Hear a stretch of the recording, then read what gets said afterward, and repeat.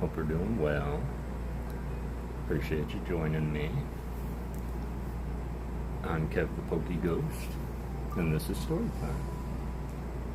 Something a little bit different outside of the Pokemon world is we do sit here on Monday night and we do read a story. And it's a very old story, one called Alice's Adventures in Wonderland.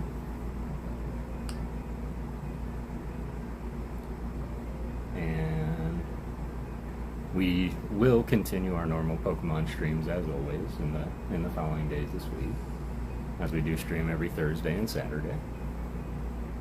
But Monday, we figured we all need a little time to relax, and it's just perfect to get lost in a book. So I really appreciate y'all being here. I'm just getting my chat all pulled up right now. I know I saw Matt in the chat a little bit earlier. Hope you're doing well tonight, Matt.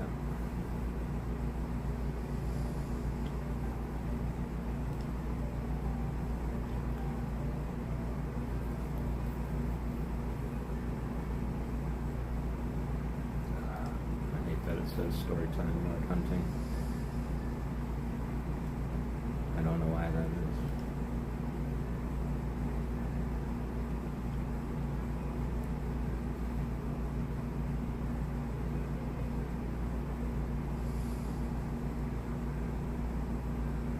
Antalgic, how are you? Brangus, what's up? Matt, there you are. Yo, how are we tonight? My gooliness. Doing well, fam, doing well. Antalgic. Hey, Brangus, how are we tonight? Hey, Leanne, good morning. I hope you're doing well. I'm trying to take a second so I can update the title of the video. For whatever reason, it's just stuck on art hunting with Kevin Pokey Ghost, and we're not going to be hunting for art tonight. We're going to be reading tonight. And so if you'll just bear with me a second.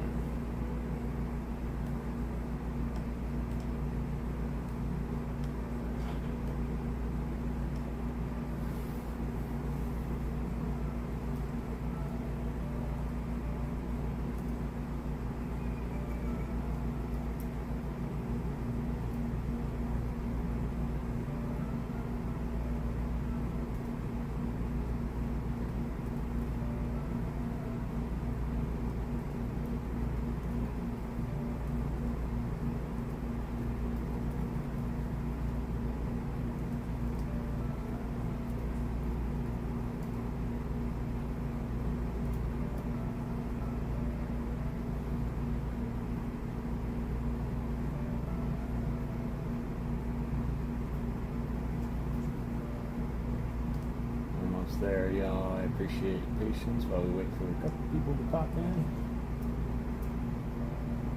And we'll start to get going. There we go.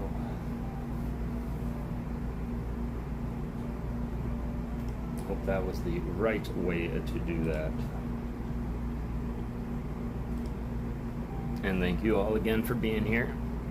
We'll wait for you, Haley, no worries. What's up with Haley? She have a meeting or something? There we go. Better.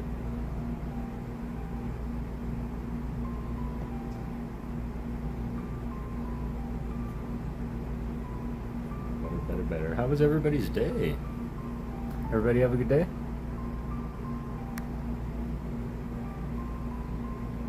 Everybody getting everything you set out to get, while everything comes back for me.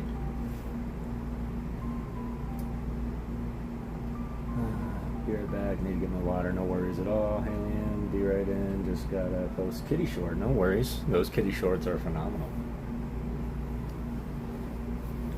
Doing good. You doing good, I'll say. I'm really happy to be here. I was really looking forward to this all week, and that's kind of funny.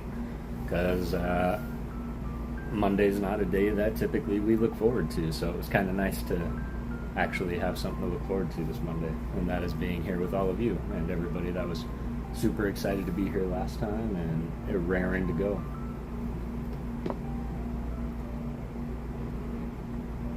I did have a good day. It was a good day.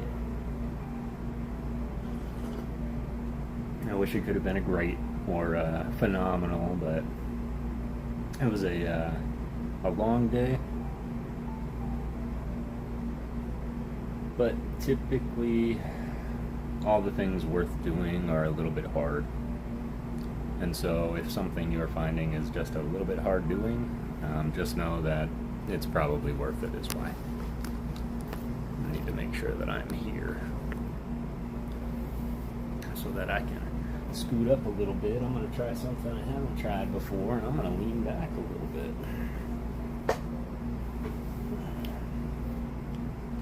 And yes, I did have a good day. I'm raring to go. I'm raring to read.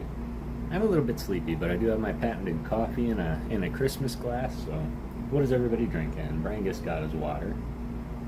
What is everybody drinking? Coffee, tea?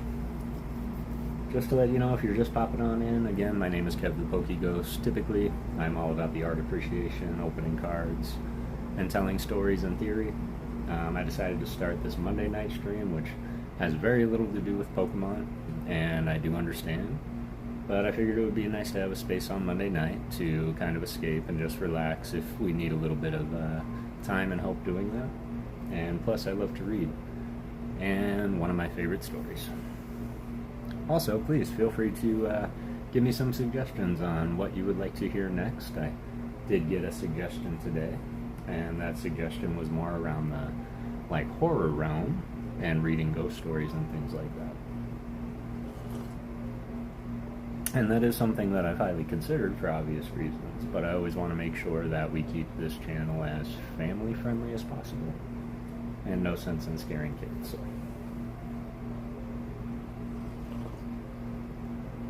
Excellent.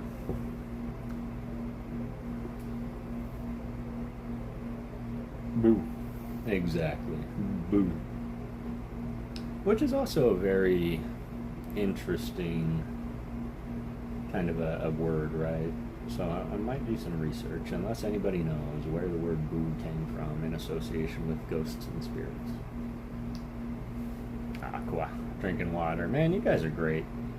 Drinking water. Your body is made up of a lot of water. So it's probably really good that you get a little of that too.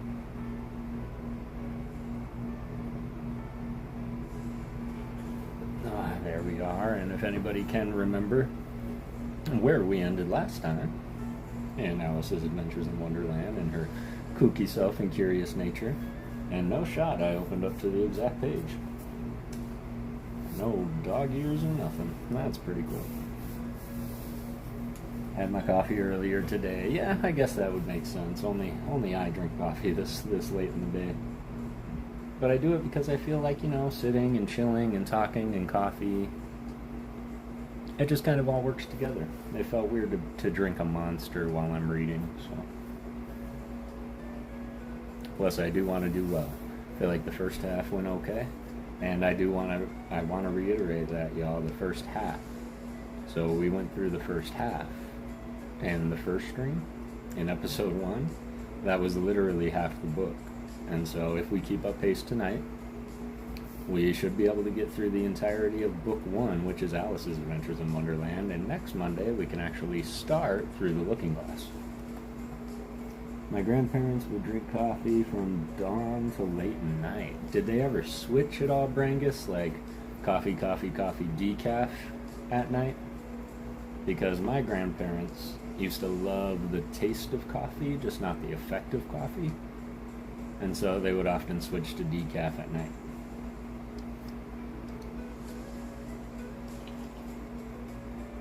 I am working on getting a sturdier table for these streams because every time I put my coffee down, you're going to see the motion in the camera. Alright, I figure we're at that 15-minute mark coming up here, and we'll go ahead and get started. Always the same. I never had an empty pot. That's incredible. Okay, I'm here, sorry. Hey, Brangus and Gooch. Hey, Haley, how are you today? I hope you're doing well this morning. And I appreciate you being here. Just in time indeed. Typically, I want to give it at least that 15-minute buffer for everybody to come in and see how you guys are doing. But for those of us that are familiar with it in the first stream, it is very difficult for me to pay attention to chat, of course, while I am reading. And so I'm pretty well going to hide the chat. I will not be able to see you between chapters. So if you do come in and say hello, I do apologize. It is nothing personal that I don't say hello immediately. But I will stop in between chapters slightly just so I can converse with you. And we can talk about it. But tonight's stream is going to be solely reading the book. So I hope you all are ready. I hope you all anticipated this, because I certainly did. And I am very, very happy to be here with all of you. If you wouldn't mind, go ahead and like the stream if you haven't already. Hit the subscribe button if you happen to be lurking back there. But overall, I really, really appreciate y'all being here to listen to me. And where we left off last time was actually Chapter 7 we're going to get into. And Chapter 7 is The Mad Tea Party, or A Mad Tea Party.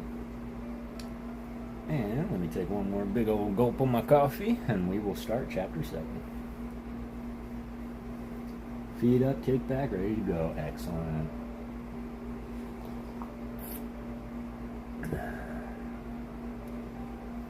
A Mad Tea Party.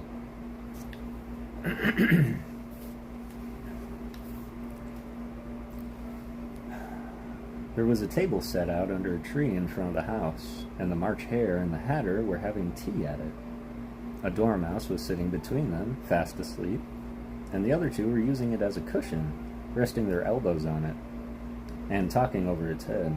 Very uncomfortable for the dormouse, thought Alice. Only as it's asleep, I suppose it doesn't mind. The table was a large one, but the three were all crowded together at one corner of it.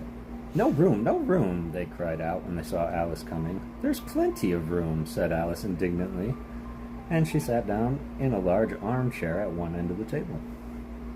"Have some wine," the March Hare said in an encouraging tone. Alice looked all around the table, but there was nothing on it but tea. "I don't see any wine," she remarked. "There isn't any," said the March Hare. "Then it wasn't very civil of you to offer it," said Alice angrily. "It wasn't very civil of you to sit down without being invited," said the March Hare. "I didn't know it was your table," said Alice. "It's laid for a great many more than three." "Your hair wants cutting," said the Hatter. He had been looking at Alice for some time with great curiosity, and this was his first speech. "You should learn not to make personal remarks," Alice said with some severity. "It's very rude." The Hatter opened his eyes very wide on hearing this, but all he said was, "Why is a raven like a writing desk?" "Come, we shall have some fun now," thought Alice. "I'm glad they've begun asking riddles. I believe I can guess that," she added aloud. "Do you mean that you think you can find out the answer to it?" said the March Hare. "Exactly so," said Alice. "Then you should say what you mean," the March Hare went on. "I do," Alice hastily replied. At least I mean what I say. That's the same thing, you know." "Not the same thing a bit," said the Hatter. "Why, you might just as well say that I see what I eat is the same thing as I eat what I see." "You might just as well say," added the March Hare, "that I like what I get is the same thing as I get what I like." "You might just say as well," added the Dormouse, which seemed to be talking in its sleep, "that I breathe when I sleep is the same thing as I sleep when I breathe." "It is the same thing with you," said the Hatter, and here's the conversation dropped. And the party sat silent for a minute, while Alice thought it over all she could remember about ravens and writing desks, which wasn't much. The Hatter was the first to break the silence. "What day of the month is it?" he said, turning to Alice. He had taken his watch out of his pocket, and was looking at it uneasily, shaking it every now and then, and holding it to his ear. Alice considered a little, and then said, "The 4th." "2 days wrong," sighed the Hatter. "I told you butter wouldn't suit the works," he added, looking angrily at the March Hare. "It was the best butter," the March Hare meekly replied. "Yes, but some crumbs must have got in as well," the Hatter grumbled. "You shouldn't have put it in with the bread knife." The March Hare took the watch and looked at it gloomily. Then he dipped it into his cup of tea and looked at it again. But he could think of nothing better to say in his first remark. It was the best butter, you know. Alice had been looking over her shoulder with some curiosity. What a funny watch, she remarked. It tells the day of the month and doesn't tell what o'clock it is. Why should it? Muttered the Hatter. Does your watch tell you what year it is? Of course not, Alice replied, very readily, but that's because it stays the same year for such a long time together. Which is just the case with mine, said the Hatter. Alice felt dreadfully puzzled. The Hatter's remark seemed to her to have no sort of meaning in it, and yet it was certainly English. I don't quite understand you, she said, as politely as she could. The Dormouse is asleep again, said the Hatter, and he poured a little hot tea upon his nose. The Dormouse shook his head impatiently and said, without opening its eyes, of course, just what I was going to remark myself. Have you guessed the riddle yet? Said the Hatter, turning to Alice again. No, I give it up, Alice replied. What's the answer? I haven't the slightest idea, said the Hatter. Nor I, said the March Hare. Alice sighed wearily.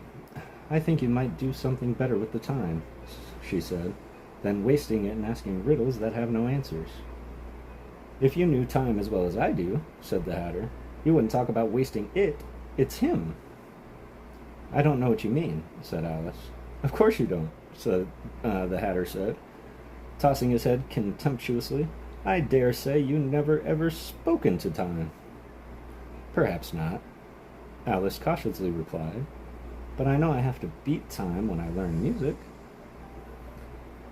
Ah, that accounts for it, said the Hatter. He won't stand beating. Now, if you only kept on good terms with him, he'd do almost anything you'd like with the clock. For instance, suppose it were 9 o'clock in the morning, just time to begin lessons. You'd only have to whisper a hint to time. To round goes the clock in a twinkling, 1:30, time for dinner. I only wish it was, the March Hare said to itself in a whisper.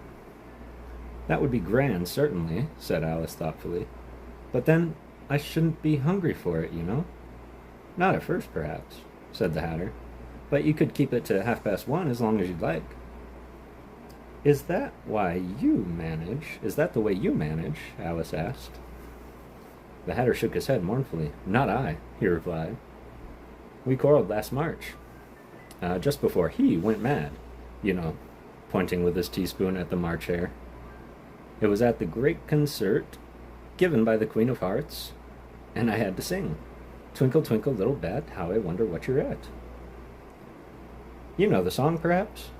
I've heard something like it, said Alice. It goes on, you know, the Hatter continued, in this way. Up above the world you fly, like a tea-tray in the sky, twinkle, twinkle. Here the Dormouse shook itself and began singing in its sleep, Twinkle, twinkle, twinkle, twinkle, and went on so long that they had to pinch it to make it stop. Well, I'd hardly finished the first verse, said the Hatter, when the Queen bawled out, He's murdering the time off with his head. How dreadfully savage, exclaimed Alice. And ever since that, the Hatter went on in a mournful tone, he won't do a thing I ask. It's always 6 o'clock now. A bright idea came into Alice's head. Is that the reason so many tea things are put out here? She asked. Yes, that's it, said the Hatter with a sigh. It's always tea time, and we have no time to wash the things between whiles. Then you keep moving round, I suppose, said Alice. Exactly so, said the Hatter, as the things get used up. But what happens when you come to the beginning again? Alice ventured to ask. Suppose we change the subject, the March Hare interrupted, yawning. I'm getting tired of this. I vote the young lady tells us a story. I'm afraid I don't know one, said Alice, rather alarmed at the proposal. Then the Dormouse shall, they both cried. Wake up, Dormouse! And they pinched it on both sides at once. The Dormouse slowly opened its eyes. I wasn't asleep, it said in a hoarse, feeble voice. I heard every word you fellows were saying. Tell us a story, said the March Hare. Yes, please do, pleaded Alice. And be quick about it, added the Hatter, or you'll be asleep again before it's done. Once upon a time there were 3 little sisters, the Dormouse began in a great hurry, and their names were Elise, Lacey, and Tilly, and they lived in the bottom of a well. What did they live on? Said Alice, who always took great interest in questions of eating and drinking. They lived on treacle, said the Dormouse after thinking a minute or two. They couldn't have done that, you know, Alice gently remarked. They'd have been ill. So they were, said the Dormouse, very ill. Alice tried a little to fancy to herself what such an extraordinary way of living would be like. But it puzzled her too much, so she went on. But why did they live at the bottom of a well? Take some more tea, the March Hare said to Alice very earnestly. I've had nothing yet, Alice replied in an offended tone, so I can't take more. You mean you can't take less? Said the Hatter. It's very easy to take more than nothing. Nobody asked your opinion, said Alice. Who's making personal remarks now? The Hatter asked triumphantly. Alice did not quite know what to say to this, so she helped herself to some tea and bread and butter, and then turned to the Dormouse, who repeated her question. Why did they live at the bottom of a well? The Dormouse again took a minute or two to think about it, and then said, It was a trickle well. There's no such thing. Alice was beginning very angrily, but the Hatter and March Hare went shh, shh, and the Dormouse sulkily remarked, If you can't be civil, you'd better finish the story yourself. No, please go on, Alice said very humbly. I won't interrupt you again. I dare say there may be one. One indeed, said the Dormouse indignantly. However, he consented to go on. And so these three little sisters, they were learning to draw, you know. What did they draw? Said Alice, quite forgetting her promise. Treacle, said the Dormouse, without considering it all this time. I want a clean cup, interrupted the Hatter. Let's all move one place on. He moved on as he spoke, and the Dormouse followed him. The March Hare moved to the Dormouse's place, and Alice, rather unwillingly, took the place of the March Hare. The Hatter was the only one who got any advantage from the change, and Alice was a good deal worse off than before, as the March Hare had just upset the milk jug into his plate. Alice did not wish to offend the Dormouse again, so she began very cautiously. But I don't understand. Where did they draw the treacle from? You can draw water out of a water well, said the Hatter, so you would think you could draw treacle out of a treacle well, stupid? But they were in the well, Alice said to the Dormouse, not choosing to notice this last remark. Of course they were, said the Dormouse. Well then. This answer so confused poor Alice that she let the Dormouse go on for some time without interrupting it. They were learning to draw. The Dormouse went on, yawning and rubbing its eyes, for it was getting very sleepy, and they all drew all manner of things, everything that begins with an M. Why with an M? Said Alice. Why not? Said the March Hare. Alice was silent. The Dormouse had closed its eyes by this time, and was going off into a doze. But, on being pinched by the Hatter, it woke up again with a little shriek and went on. That begin with an M, such as mousetraps and the moon, and memory, and muchness. You know you say things like, much of a muchness. Did you ever really see a thing as drawing of a muchness? Really, now you ask me, said Alice, very much confused. I don't think... Then you shouldn't talk, said the Hatter. This piece of rudeness was more than Alice could bear. She got up in great disgust and walked off. The Dormouse fell asleep instantly, and neither of the others took at least notice of her going, though she looked back once or twice, half hoping that they would call after her. The last time she saw them, they were trying to put the Dormouse into the teapot. At any rate, I'll never go there again, said Alice, as she picked her way through the wood. It's the stupidest tea party I've ever been at on all my life. Just as she said this, she noticed that one of the trees had a door leading right into it. That's very curious, she thought. But everything's curious today. I think I might as well go in at once. And she went in. Once more she found herself in a long hall, and close to the little glass table. Now I'll manage better this time, she said to herself, and began taking the little golden key and unlocking the door that led to the garden. Then she set to work nibbling at the mushroom. She had kept a piece of it in her pocket, till she was about a foot high. Then she walked down the little passage, and then she found herself at last in the beautiful garden among the bright flower beds and the cool fountains. The Mad Tea Party. What's up, Maddie G? Put my headphones on, much better, no background noise. Can really immerse myself in the story. Excellent, I love that, Brandis. That was chapter 7, y'all. What's up, Maddie G? How you doing? Alice, how are you doing?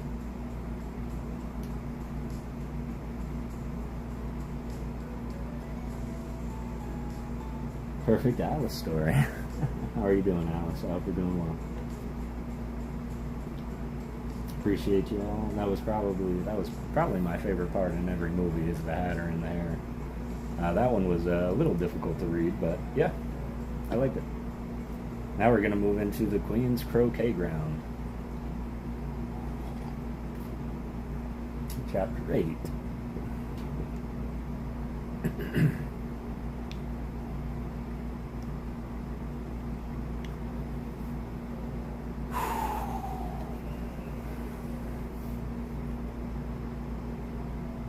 A large rose tree stood near the entrance of the garden. The roses growing on it were white, but there were 3 gardeners at it, busily painting them red.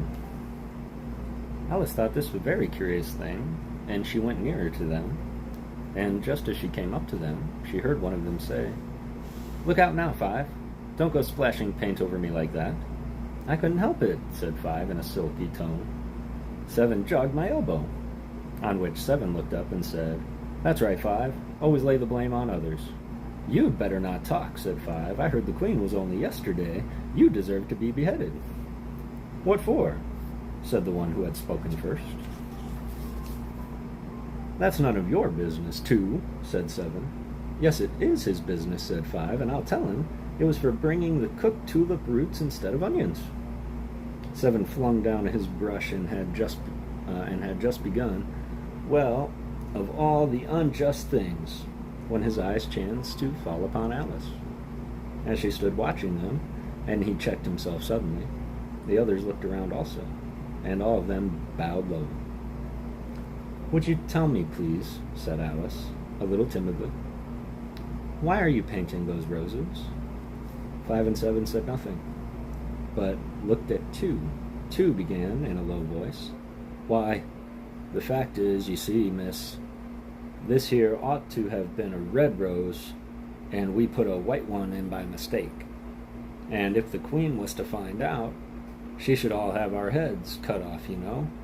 So you see, miss, we're doing our best before she comes to—" At this moment, 5, who had been anxiously looking across the garden, called out, "The Queen! The Queen!" And the 3 gardeners instantly threw themselves flat upon their faces. There was a sound of many footsteps, and Queen looked around, eager to see the Queen. First came 10 soldiers carrying clubs. These were all shaped like the 3 gardeners, oblong and flat, with their hands and feet at the corners. Next, the 10 courtiers. These were ornamented all over with diamonds and walked 2 and 2, as the soldiers did. After these came the royal children. There were 10 of them, and the little dears came jumping merrily along, hand in hand, in couples. They were all ornamented with hearts. Next came the guests, mostly kings and queens, and among them Alice recognized the White Rabbit. It was talking in a hurriedly nervous manner, smiling at everything that was said, and went by without noticing her. Then followed the Knave of Hearts, carrying the knight's crown on a crimson velvet cushion, and last of all, this grand procession came, the King and the Queen of Hearts. Alice was rather doubtful whether she ought not lay down on her face like the 3 gardeners, but she could not remember ever having heard of such a rule at processions, and besides, what would be the use of a procession, she thought, if people had all to lay down on their faces so that they couldn't see it? So she stood where she was and waited. When the procession came opposite to Alice, they all stopped and looked at her, and the Queen said severely, "Who is this?" She said it to the Knave of Hearts, who only bowed and smiled in reply. "Idiot," said the Queen, tossing her head impatiently. And turning to Alice, she went on, "What is your name, child?" "My name is Alice." "So please your Majesty." said Alice very politely, but she added to herself, "Why, they're only a pack of cards after all. I needn't be afraid of them." "And who are these?" said the Queen, pointing to the 3 gardeners who were laying round the rose tree, for you see, as they were lying on their faces, and the pattern on their backs was the same as the rest of the pack, she could not tell whether they were gardeners or soldiers or courtiers, or 3 of her own children. "How should I know?" said Alice, surprised at her own courage. "It's no business of mine." The Queen turned crimson with fury, and, after glaring at her for a moment like a wild beast, began screaming, "Off with her head! Off with—" "Nonsense," said Alice very loudly and decidedly, and the Queen was silent. The King laid his hand upon her arm and timidly said, "Consider, my dear, she's only a child." The Queen turned angrily away from him and said to the knave, "Turn them over."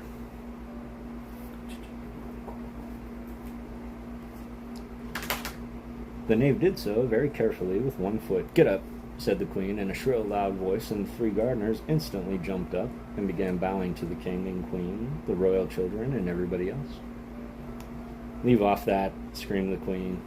"You make me giddy," and then, turning to the rose tree, she went on, "What have you been doing here?" "May it please your Majesty," said two in a humble tone, going down on one knee as he spoke. "We were trying—" "I see," said the Queen, who was meanwhile been examining the roses. "Off with their heads." And the procession moved on, 3 of the soldiers remaining behind to execute the unfortunate gardeners, who ran to Alice for protection. "You shan't be beheaded," said Alice, and she put them into a large flower pot that stood near. The 3 soldiers wandered about for a minute or 2 looking for them, then quietly marched off after the others. "Are their heads off?" shouted the Queen. "Their heads are gone, if it please your Majesty," the soldier shouted in reply. "That's right," shouted the Queen. "Can you play croquet?" The soldiers were silent and looked at Alice, as the question was evidently meant for her. "Yes," shouted Alice. "Come on, then," roared the Queen, and Alice joined the procession, wondering very much what should happen next. It's a very fine day," said a timid voice at her side. She was walking by the White Rabbit, who was peeping anxiously into her face. "Very," said Alice. "Where's the Duchess?" "Hush, hush," said the Rabbit in a low, hurried tone. He looked anxiously over his shoulder as he spoke, and then raised himself up on tiptoe, put his mouth close to her ear, and whispered, "She's under sentence of execution." "What for?" said Alice. "Did you say, 'What a pity'?" the Rabbit asked. "No, I didn't," said Alice. "I don't think that's a pity. I said, 'What for?'" "She boxed the Queen's ears," the Rabbit began. Alice gave a little scream of laughter. "Oh, hush," the Rabbit whispered in a frightened tone. "The Queen will hear you. You see, she came rather late, and the Queen said—" "Get to your places," shouted the Queen in a voice of thunder, and people began running about in all directions, tumbling up against each other.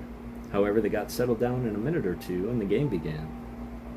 Alice thought she had never seen such a curious croquet ground in all her life.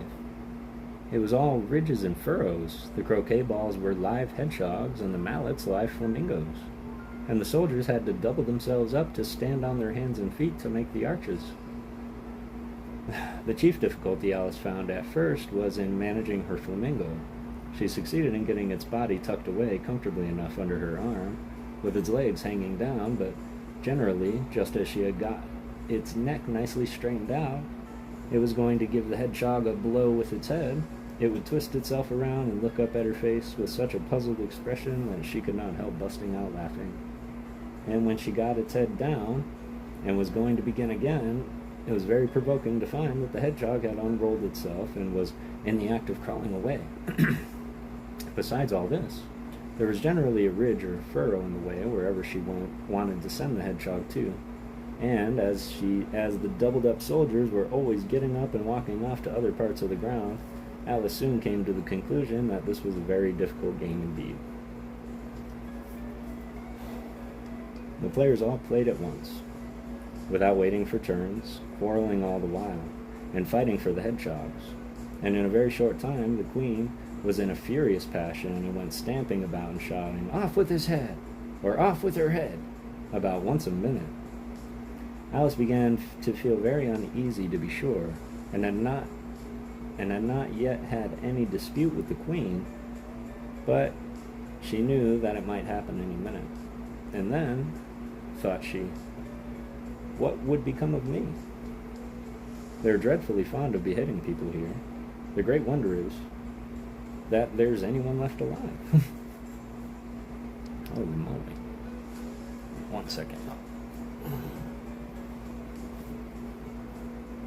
She was looking about for some way of escape and wondering whether she could get away without being seen, when she noticed a curious appearance in the air, and puzzled her very much at first, but after watching it a minute or two, she made it out to be a grin. And she said to herself, "That's the Cheshire Cat. Now I shall have somebody to talk to." "How are you getting on?" said the cat, as soon as there was a mouth enough for it to speak. Alice waited till its eyes appeared, and then nodded. It's no use speaking to it, she thought, till its ears have come, or at least one of them. In another minute the whole head appeared, and then Alice put down the flamingo and began an account of the game, feeling very glad she had someone to listen to her. The cat seemed to think that there was enough of it now in sight, and no more of it appeared. "I don't think they play at all fairly," Alice began, in rather complaining tone. "And they all quarrel so dreadfully, one can't hear oneself speak. And they don't seem to have any rules in particular, at least, if there are, nobody attends to them. And you've no idea how confusing it is, all the things being alive. For instance, there's the arch I've got to go through next, walking about in the other end of the ground, and I should have croqueted the Queen's hedgehog by now, only it ran away, when it saw mine coming." "How do you like the Queen?" said the cat in a low voice. "Not at all," said Alice. "She's so extremely—" Just then she noticed the Queen was close behind her, listening, so she went on. "Likely to win, that it's hardly worthwhile finishing the game." The Queen smiled and passed on. "Who are you talking to?" said the King, coming up to Alice and looking at the cat's head with great curiosity. "It's a friend of mine, a Cheshire Cat," said Alice. "Allow me to introduce it." "I don't like the look of it at all," said the King. "However, it may kiss my hand if it likes." "I'd rather not," the cat remarked. "Don't be impatient," said the King, "and don't look at me like that." He got behind Alice as he spoke. "A cat may look at a king," said Alice. "I've read that in some book, but I don't remember where." "Well, it must be removed," said the King very decidedly, and he called to the Queen, who was passing at a moment. "My dear, I wish you would have this cat removed." The Queen had only one way of settling all difficulties, great or small. "Off with his head," she said, without even looking around. "I'll fetch the executioner myself," said the King eagerly, and hurried off. Alice thought she might as well go back and see how the game was going on, as she heard the Queen's voice in the distance, screaming with passion. She had already heard her sentence 3 of the players to be executed for having missed their turns, and she did not like the look of things at all, as the game was in such confusion that she never knew whether it was her turn or not. So she went off in search of her hedgehog. The hedgehog was engaged in a fight with another hedgehog, which seemed to Alice an excellent opportunity for croqueting one of them with the other. The only difficulty was that her flamingo was gone across to the other side of the garden, where Alice could see it trying to, in a helpless sort of way, fly up to the tree. By the time she had caught the flamingo and brought it back, the fight was over and both hedgehogs were out of sight. "But it doesn't much matter," thought Alice, "as all the archers are gone from this side of the ground," so she tucked it away under her arm, that it might not escape again, and went back to have a little more conversation with her friend. When she got back to the Cheshire Cat, she was surprised to find quite a large crowd collected around it. There was a dispute going on between the executioner, the King, and the Queen, who were all talking at once, while all the rest were quite silent and looked very uncomfortable. The moment Alice appeared, she was appealed to by all 3 to settle the question, and they repeated their arguments to her, though, as they all spoke at once, she found it very hard to make out exactly what they said.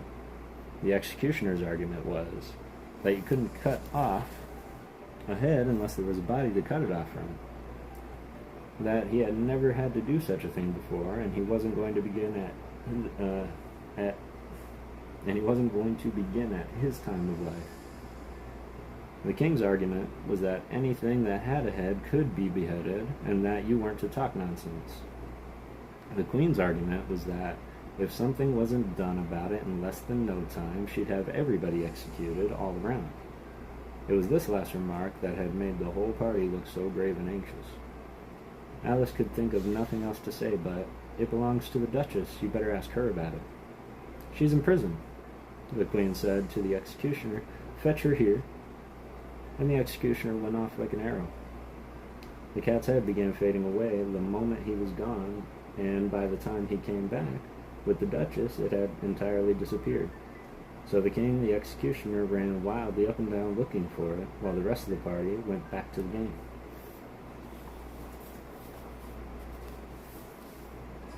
Whew! Hey, Kara! How's it going? JB, how are you? Bro, still grinding away at work. I wanted to swing by and hit the like and say hi. How are you doing, fam? I hope you're doing well. I'll be lurking. Just got home from running errands. No worries. Hope you're doing well. Hope you had a fabulous day indeed. Sorry, all my cadence seems a little off tonight. So far, so good, I think.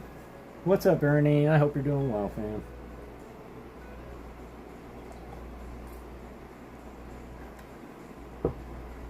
You're just in time for Chapter 9.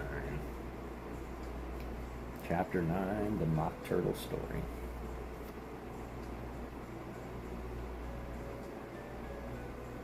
Oh, great. Hello, Ernie. Hey, Ernie.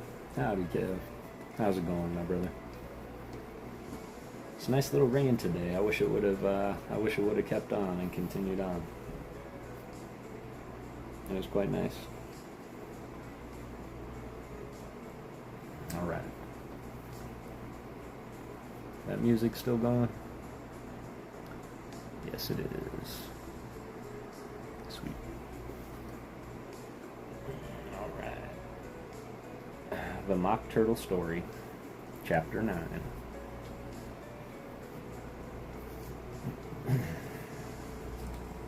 You can't think how glad I am to see you again, you dear old thing, said the Duchess as she tucked her arm affectionately into Alice's, and they walked off together.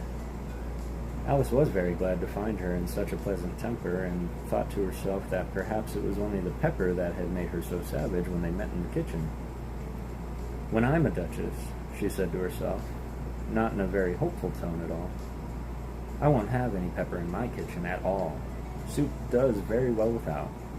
Maybe it's always pepper that makes people hot-tempered," she went on, very much pleased at having found a new kind of rule.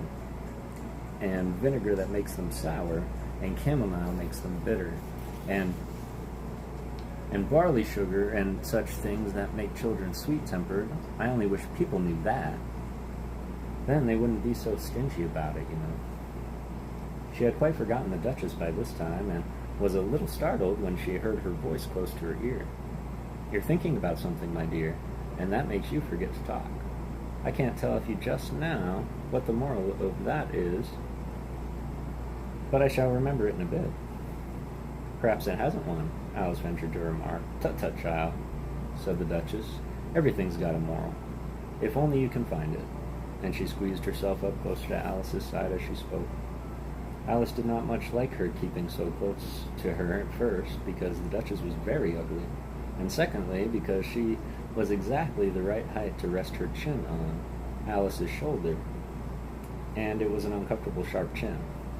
However, she did not like to be rude, so she bore it as well as she could. "The game's going on rather better now," she said, by the way of keeping up with the conversation a little. "'Tis so," said the Duchess, "and the moral of that is, oh, 'tis love, 'tis love. That makes the world go round."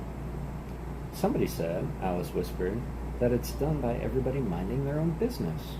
"Ah, well, it means such the same thing," said the Duchess, digging her sharp little chin into Alice's shoulders as she added, "and the moral of that is, take care of the scents and the sounds will take care of themselves." How fond she is of finding morals in things, Alice thought to herself. "I dare say you're wondering why I don't put my arm around your waist," the Duchess said after a pause. "The reason is that I'm doubtful about the temper of your flamingo." "Shall I try the experiment?" "He might bite," Alice cautiously replied, not feeling at all anxious to have the experiment tried. "Very true," said the Duchess. "Flamingos are mustard and mustard both bite, and the moral of that is birds of a feather flock together. Only mustard isn't a bird, Alice remarked. Right as usual, said the Duchess. What a clear way you have of putting things. It's a mineral, I think, said Alice. Of course it is, said the Duchess, who seemed ready to agree to everything Alice said. There's a large mustard mine near here, and the moral of that is, the more there is of mine, the less there is of yours. Oh, I know, exclaimed Alice, who had not attended to this last remark. It's a vegetable. It doesn't look like one, but it is. I quite agree with you, said the Duchess. And the moral of that is, be what you would seem to be, or if you'd like it put more simply, never imagine yourself not to be otherwise than what it might appear to others that what you were, might have been, was not otherwise than what you had been would have appeared to them to be otherwise. I think I should understand that better, Alice said very politely, if I had written it down, but I can't quite follow it as you say it. That's nothing to what I could have say, I suppose, say if I chose, the Duchess replied, in a pleased tone. Pray don't trouble yourself to say it any longer than that, said Alice. Oh, don't talk about trouble, said the Duchess. I make you a present of everything I've said as yet. A cheap sort of present, thought Alice. I'm glad people don't give birthday presents like that. But she did not venture to say it out loud. Thinking again, the Duchess asked, with another dig of her sharp little chin. I've the right to think, said Alice sharply, for she was beginning to feel a little worried. Just about as much right, said the Duchess, as pigs have to fly. And the more... But here, to Alice's great surprise, the Duchess's voice died away, even in the middle of her favorite word, moral, and the arm that was linked to hers began to tremble. Alice looked up. There stood the Queen in front of them, with her arms folded, frowning like a thunderstorm. A fine day, Your Majesty, the Duchess began in a low, weak voice. Now I give you fair warning, shouted the Queen, stamping on the ground as she spoke. Either you or your head must be off, and that in about half no time. Take your choice. The Duchess took her choice and was gone in a moment. Let's go on with the game, the Queen said to Alice, and Alice was too much frightened to say a word, but slowly followed her back to the croquet ground. The other guests had taken advantage of the Queen's absence and were resting in the shade. However, the moment they saw her, they hurried back to the game. The Queen merrily remarked that a moment's delay would cost them their lives. All the time they were playing, the Queen never left off quarreling with the other players and shouting, "Off with his head," or "Off with her head." Those whom she sentenced were taken off into custody by the soldiers, who, of course, had to leave off being archers to do this, so that by the end of half an hour or so, there were no archers left, and all the players, except the King, the Queen, and Alice, were in custody and under sentence of execution. Then the Queen left off, quite out of breath, and said to Alice, "Have you seen the mock turtle yet?" "No," said Alice. "I don't even know what a mock turtle is." "It's a thing mock turtle soup is made from," said the Queen. "I never saw one, or heard of one," said Alice. "Come on, then," said the Queen, "and he shall tell you his history." As they walked off together, Alice heard the King say in a low voice to the company generally, "You are all pardoned. Come, that's a good thing," she said to herself, for she had felt quite unhappy at the number of executions the Queen had ordered. They very soon came upon Gryphon lying fast asleep in the sun. If you don't know what a Gryphon is, look at a picture. "Up, lazy thing," said the Queen, "and take this young lady to see the mock turtle, and to hear his history. I must go back and see after some executions I have ordered." And she walked off, leaving Alice alone with Gryphon. Alice did not quite like the look of the creature, but on the whole she thought it would be quite as safe to stay with it as to go after that savage Queen, so she waited. The Gryphon sat up and rubbed its eyes.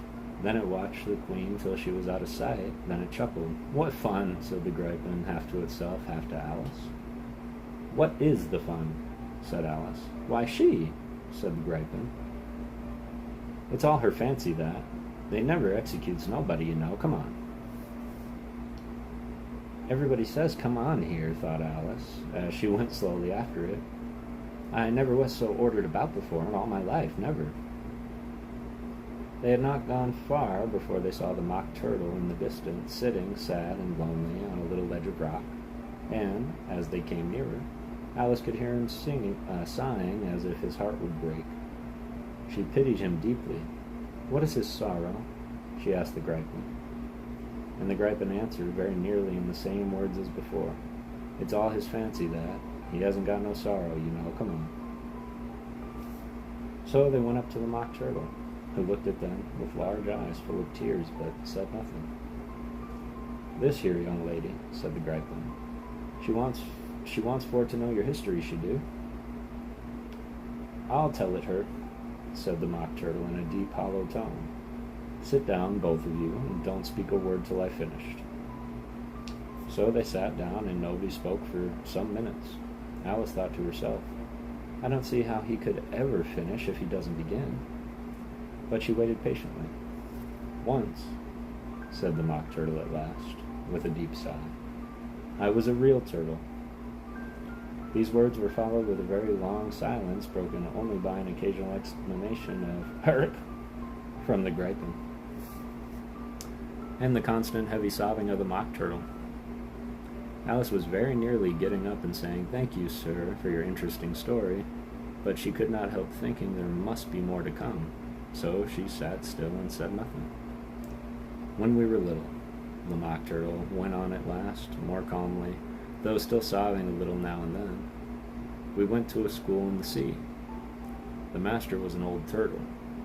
We used to call him Tortoise."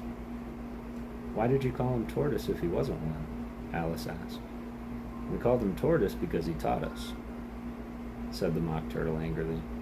"Really, you are very dull." "You ought to be ashamed of yourself for asking such a simple question," added the Gripen. And then they both sat silent and looked at poor Alice, who felt ready to sink into the earth. At last the Gripen said to the mock turtle, "Drive on, old fellow. Don't be all day about it." And he went on in these words. "Yes, we went to school in the sea, though you mayn't believe it." "I never said I didn't," interrupted Alice. "You did," said the mock turtle. "Hold your tongue," added the Gripen, before Alice could speak again. The mock turtle went on. "We had the best educations, in fact. We went to school every day. I've been to a day school, too," said Alice.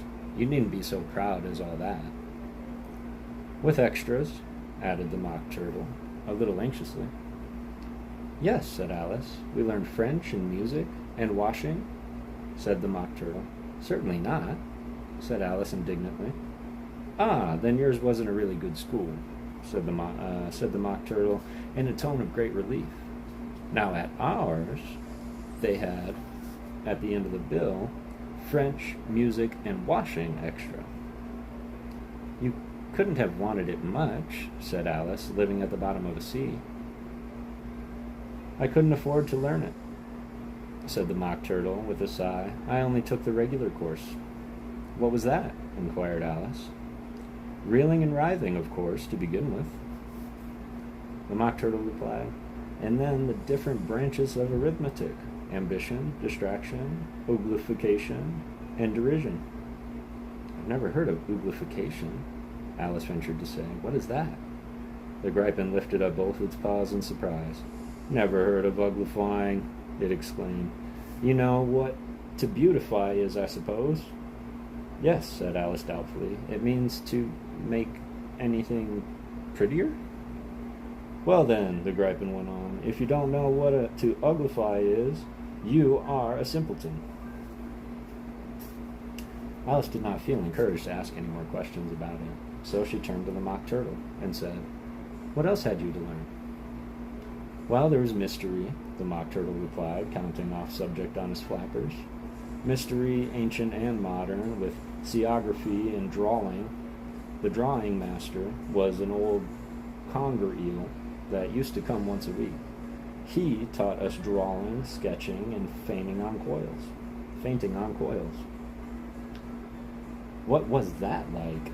said Alice. "Well, I can't show it you myself," the Mock Turtle said. I'm too stiff, and the Gripin never learnt it. Hadn't time, said the Gripin. I went to the classical master, though. He was an old crab, he was. I never went to him, the Mock Turtle said with a sigh. He taught laughing and grief, they used to say. So he did, said the Gripin, sighing in his turn, and both creatures hid their faces in their paws.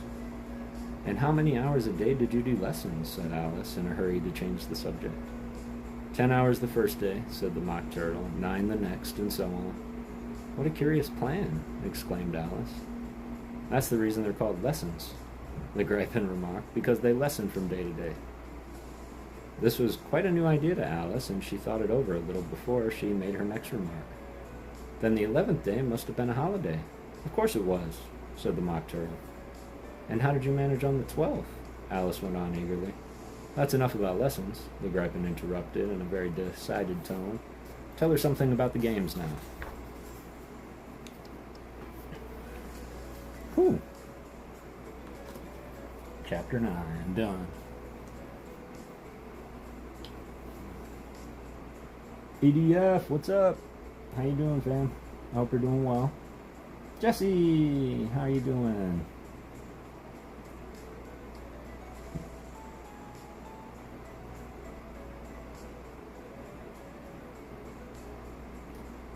Well, if you want to come back to mine and make a list of everything you want, just let me know. Doing the Animal Crossing. Excellent. Perfect little time for a coffee refresh, y'all. Just give me 1 second and I'll be right back. I hope you are enjoying the book so far. Or enjoying the story thus far. We are about to start chapter 10, so technically we've only got 3 chapters left. We're coming to the end of Alice's Adventures in Wonderland. Or are we just beginning?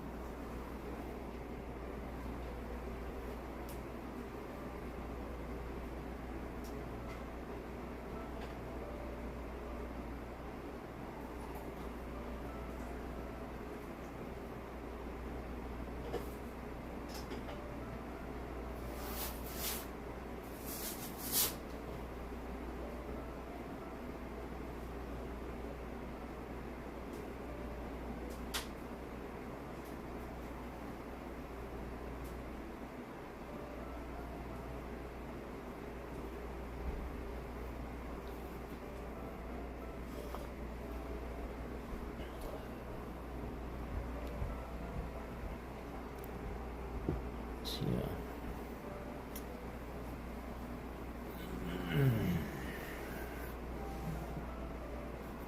Oh lordy, what a combination. Hope you were Jesse. Doing good, Kev. Didn't want to miss story time. Had my sweet tea and ice cream. Excellent. Queen Jess, what's up, Queen? How are you? It's good to see you. Drop by for story time? Do you like Alice in Wonderland? Appreciate you dropping by. It's good to see you. Hope you had a good Monday.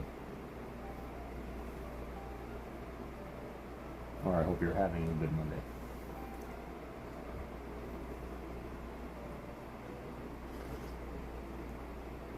I apologize if you're joining us a little bit late tonight. We have made it through chapter 7, 8, and 9. We are just about to start chapter 10, which is the Lobster Quadrille. Good to see you too. Not the best of days, but I'm here.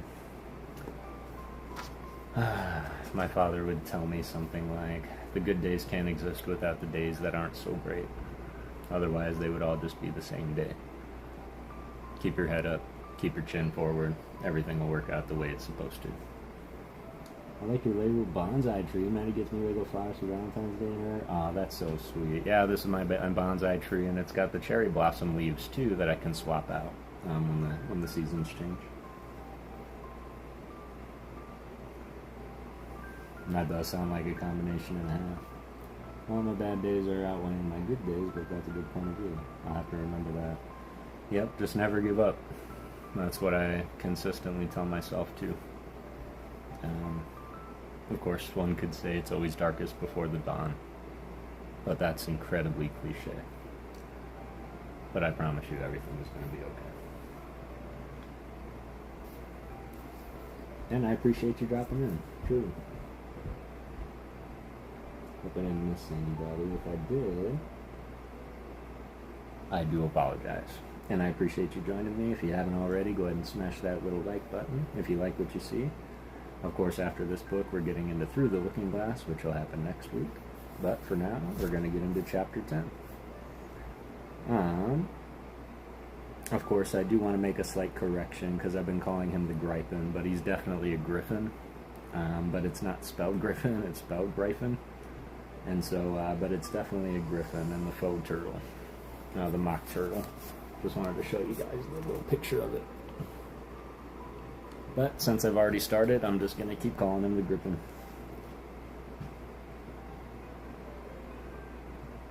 Love little plants. Can't keep them alive. Well, my fake plants died because I forgot to pretend to water them, so.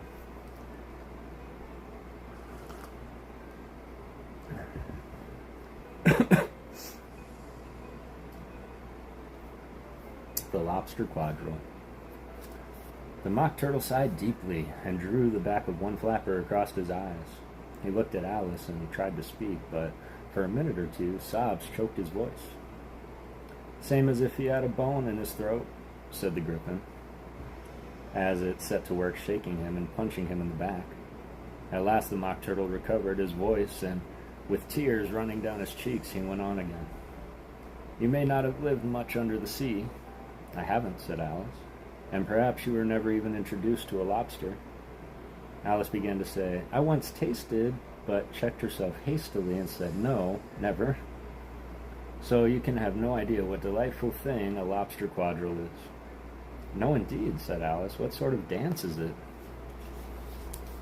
Why, said the griffin, you first form into a line along a seashore. 2 lines, cried the mock turtle. Seals, turtles, salmon, and so on. And when you've cleared all the jellyfish out of the way, that generally takes some time, interrupted the griffin. You advance twice, each with a lobster as a partner, cried the griffin. Of course, the mock turtle said. Advance twice, set to partner. Change lobster, and retire the same order, continued the griffin.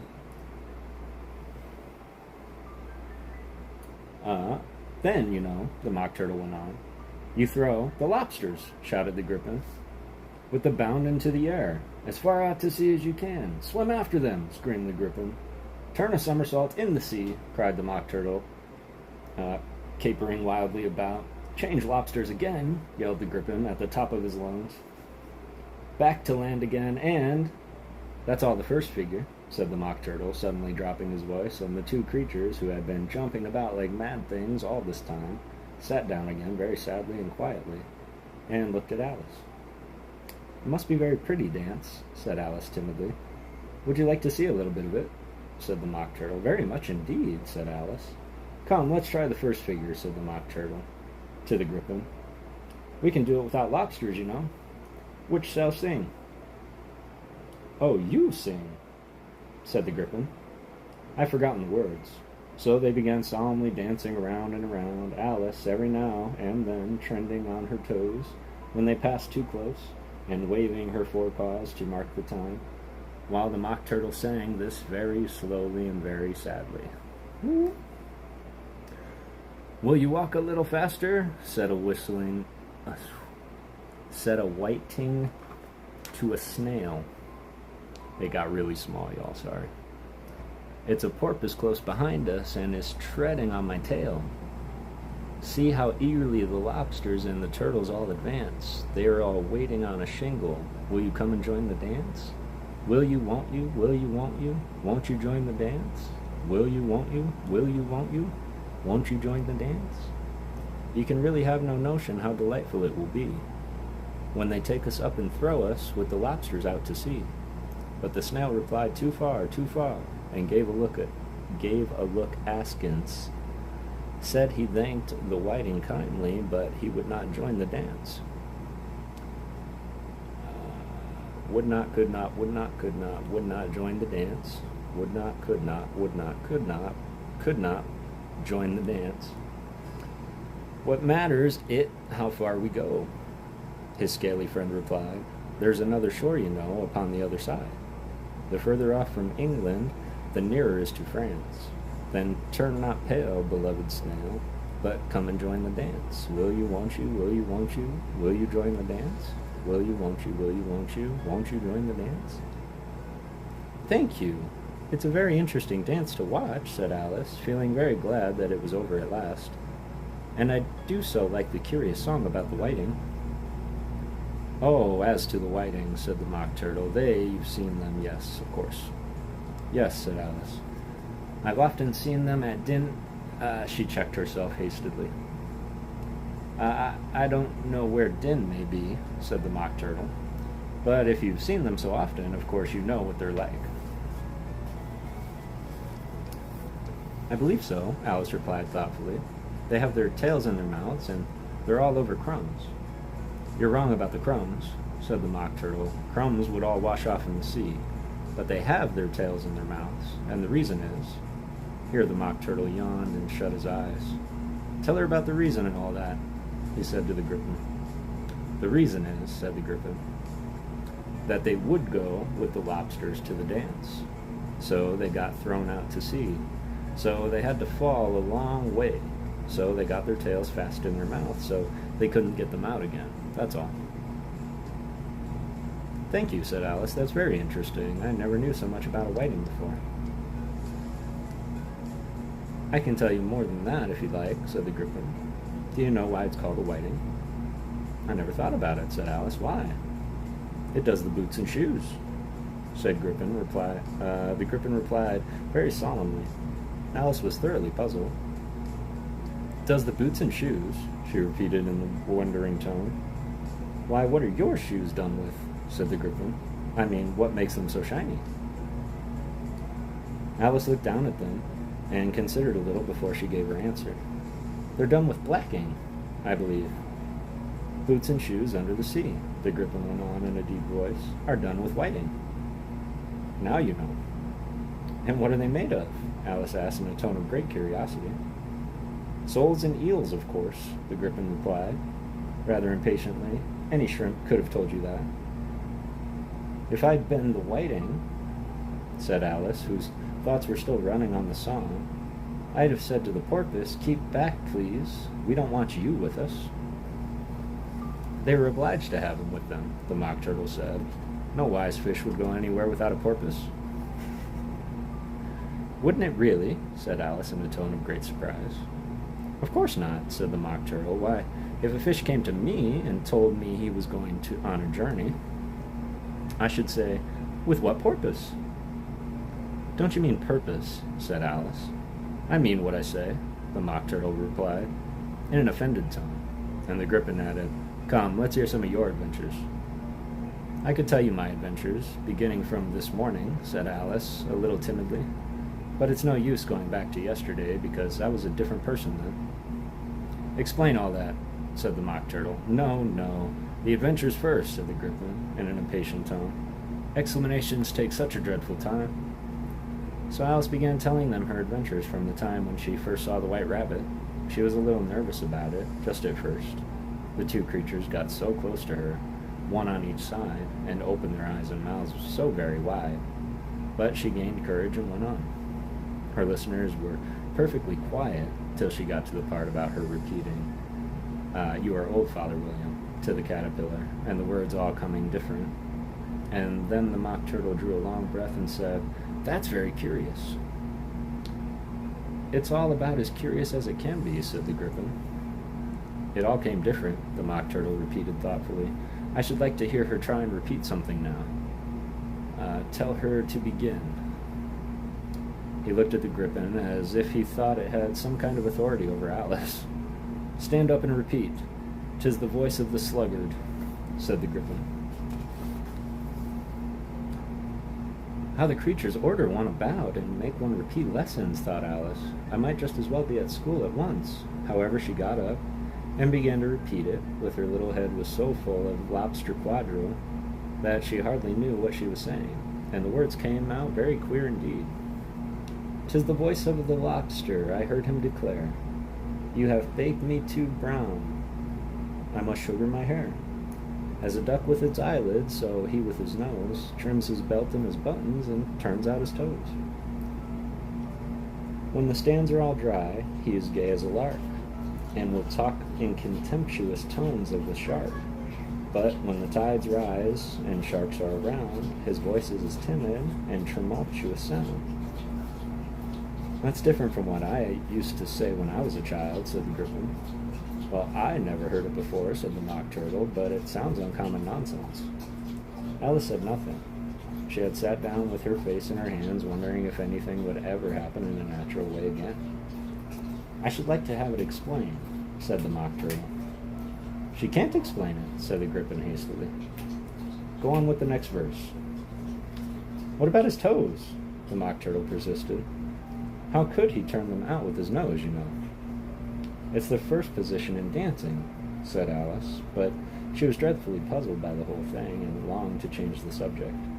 Go on with the next verse, the Gryphon repeated. It begins, I passed by his garden. Alice did not dare to disobey, though she felt sure it would all come out wrong. And she went on in a trembling voice. I passed by his garden and marked with one eye how the owl and the panther were sharing a pie. The panther took pie crust and gravying the meat, while the owl had the dish as its share of the treat. When the pie was all finished, the owl, as a boon, was kindly permitted to pocket the spoon, while the panther received knife and fork with a growl, and concluded the banquet by, What is the use of repeating all that stuff? The Mock Turtle interrupted, if you don't explain it as you go on. It's by far the most confusing thing I've ever heard. Yes, I think you'd better leave off, said the Gryphon, and Alice was only too glad to do so. Shall we try another figure of lobster quadrille? The Gryphon went on, or would you like the Mock Turtle to sing you another song? Oh, a song, please, if the Mock Turtle would be so kind. Alice replied, so eagerly that the Gryphon said in a rather offended tone, No accounting for tastes. Sing her the turtle soup, will you, old fellow? The Mock Turtle sighed deep and began, in a voice choked with sobs, to sing this. Beautiful soup, so rich and green, waiting on a hot tureen. Who for such dainties would not stoop? Soup of the evening, beautiful soup. Soup of the evening, beautiful soup. Beautiful soup. Soup of the evening. Beautiful, beautiful soup. Beautiful soup, who cares for fish, game, or any other dish?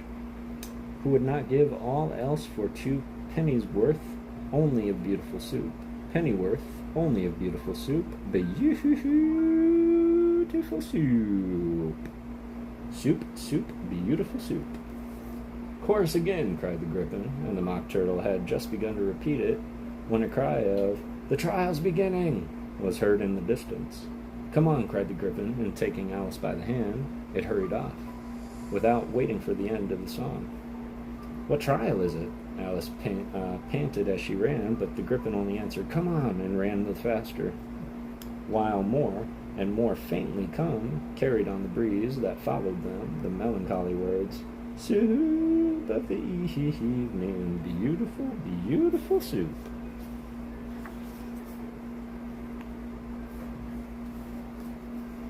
Chapter 11. I did see that, Carroll. Oh, small Cinderella castle. Everything out in a stone box. That's cool. Sorry for the beautiful soup song. That's how it was written.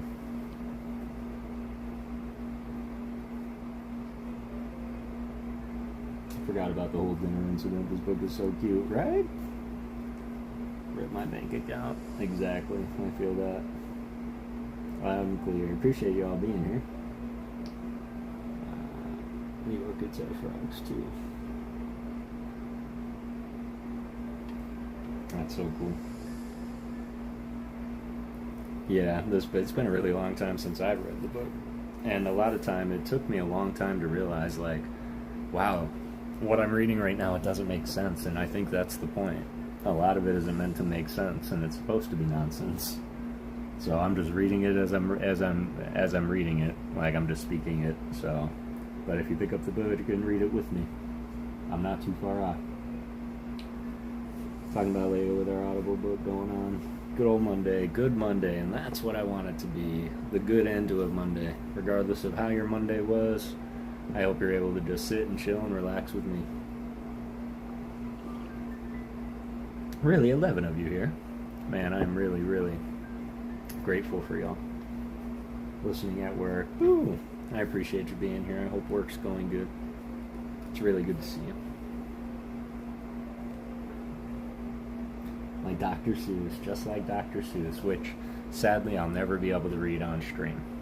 Not for some time. But I encourage y'all, go read Dr. Seuss. Karen Haley saying hi to Dory. Alright, moving into chapter 11. 2 more chapters left, y'all. Who stole the tarts? The King and Queen of Hearts were seated on their throne when they arrived. With a great crowd assembled about them, all sorts of little birds and beasts, as well as the whole pack of cards, the knave was standing before them in chains, with a soldier on each side to guard him, and near the king was the white rabbit, with the trumpet in one hand and a scroll of parchment in the other. In the very middle of the court was a table, with a large dish of tarts upon it. They looked so good that it made Alice quite hungry to look at them. I'd wish they'd get the trial done, she thought, and hand round the refreshments. But there seemed to be no chance of this, so she began looking at everything about her to pass away the time. Alice had never seen a court of justice before, but she read about them in books, and she was quite pleased to find that she knew the name of nearly everything there. That's the judge, she said to herself, because of his great wig. The judge, by the way, was the king, and as he wore his crown over the wig, look at the frontispiece if you want to see how he did it.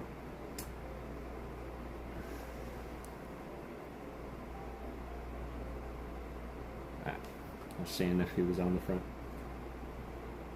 You want to see how he did it? He did not look at all comfortable, and it was certainly not becoming. And that's the jury box, thought Alice. And those 12 creatures, she was obliged to say creatures, you see, because some of them were animals, and some were birds. I suppose they are the jurors. She said this last word 2 or 3 times over to herself, being rather proud of it, for she thought, and rightly so, that very few little girls her age knew the meaning of it all. However, jurymen would have done just as well. The 12 jurors were all writing very busily on slates. What are they doing? Alice whispered to the griffin. They can't have anything to put down yet, before the trial's begun. They're putting down their names, the griffin whispered in reply, for fear they shouldn't forget them before the end of the trial. Stupid things, Alice began in a loud, indignant voice, but she stopped herself hastily, for the white rabbit cried out, "Silence in the court!" And the king put on his spectacles and looked anxiously around to make out who was talking. Alice could see, as well as if she were looking over the thing's shoulder, that all the jurors were writing down stupid things on their slates.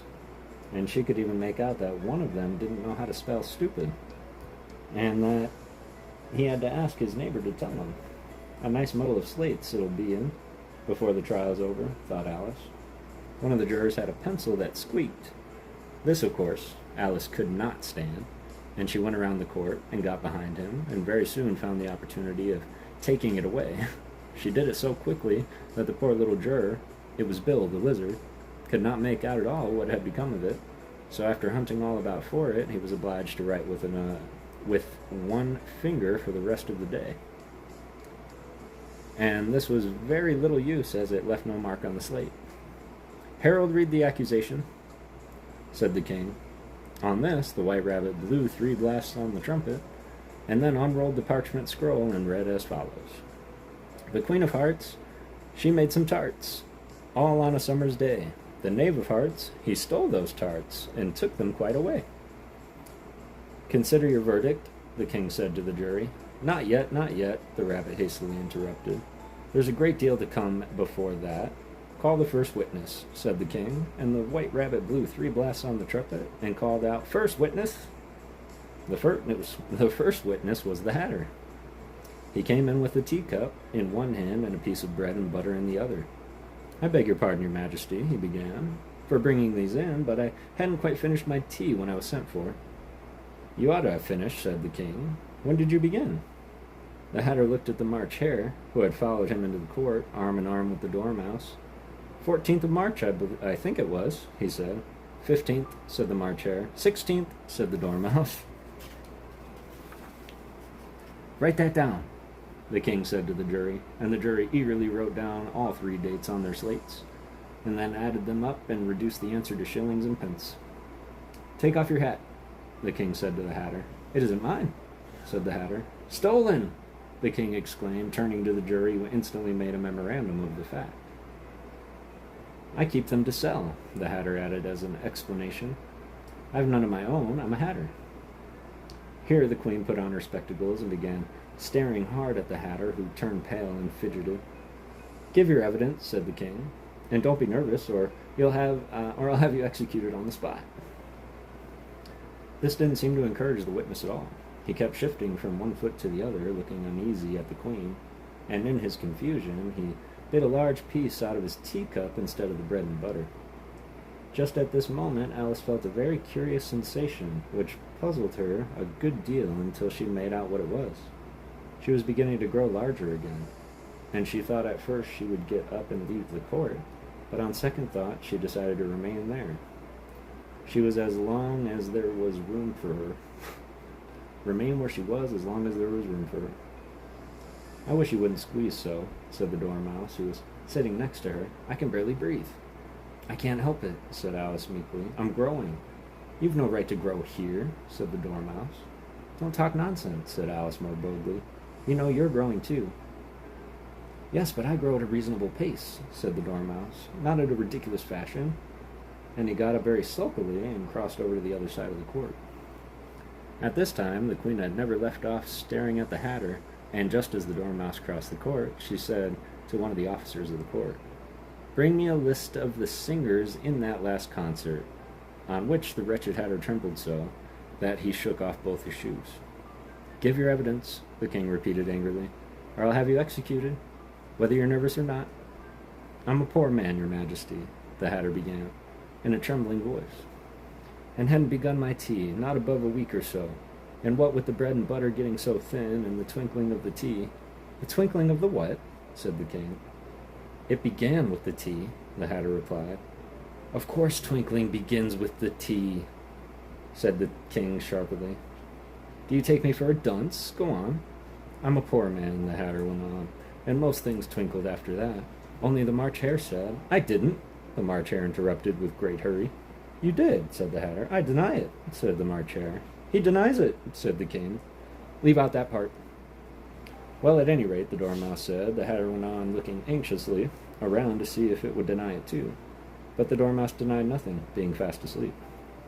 After that, continued the Hatter, I cut some more bread and butter. But what did the Dormouse say? One of the jury asked. That I can't remember, said the Hatter. You must remember, remarked the king, or I'll have you executed. The miserable Hatter dropped his teacup and bread and butter, and went down on one knee. I'm a poor man, your majesty, he began. You're a very poor speaker, said the king. Here one of the guinea pigs cheered, and was immediately suppressed by the officers of the court. As that was a rather hard word, I will just explain to you how it was done. They had a large canvas bag, which tied up at the mouth with strings. Onto this they slipped the guinea pig head first, and then sat upon it. I'm glad I've seen that done, thought Alice. I've so often read it in newspapers at the end of trials. There was some attempt at applause, which was immediately suppressed by the officers of the court, and I never understood what that meant until now. If that's all you know about it, you may stand down, continued the king. I can't go no lower, said the Hatter. I'm on the floor as it is. Then you may sit down, the king replied. Here the other guinea pig cheered and was suppressed. Come, that finishes the guinea pigs. Come, that finishes the guinea pigs, thought Alice. Now we shall get on better. I'd rather finish my tea, said the Hatter with an anxious look at the queen, who was reading the list of singers. You may go, said the king, and the Hatter hurriedly left the court, without even waiting to put his shoes on. And just take his head off outside, the queen added to one of the officers, but the Hatter was out of sight before the officer could get to the door. Call the next witness, said the king. The next witness was the Duchess's cook. She carried the pepper box in her hand, and Alice guessed who it was, even before she got to the court, by the way the people near the door began sneezing all at once. "Give your evidence," said the king. "Shan't," said the cook. The king looked anxiously at the White Rabbit, who said in a low voice, "Your Majesty must cross-examine this witness." "Well, if I must, I must," the king said with a melancholy air, and after folding his arms and frowning at the cook till his eyes were nearly out of sight, he said in a deep voice, "What are tarts made of?" "Pepper, mostly," said the cook. "Treacle," said the sleepy voice behind her. "Collar that dormouse," the queen shrieked out. "Behead that dormouse, turn that dormouse out of court, suppress him, pinch him, off with his whiskers." For some minutes the whole court was in confusion.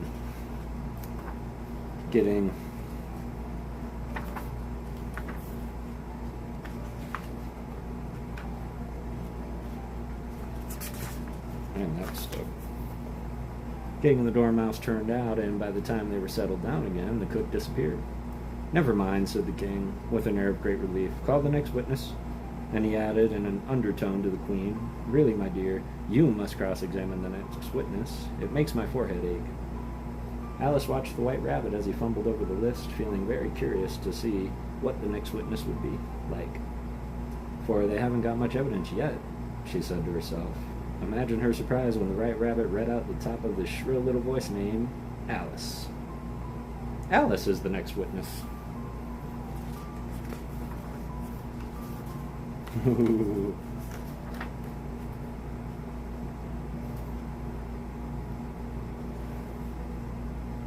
Alright, chapter 12 is the final chapter, y'all. How are we feeling? We ready to finish this thing? RJ, how's it going, fam? Hope you're doing well.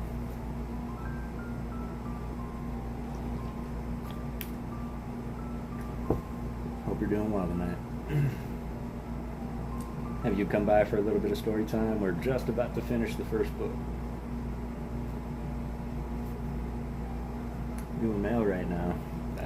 That sounds about right.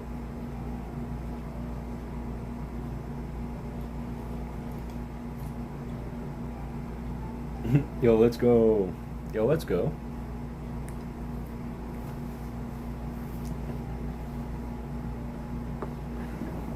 Just you crack me up.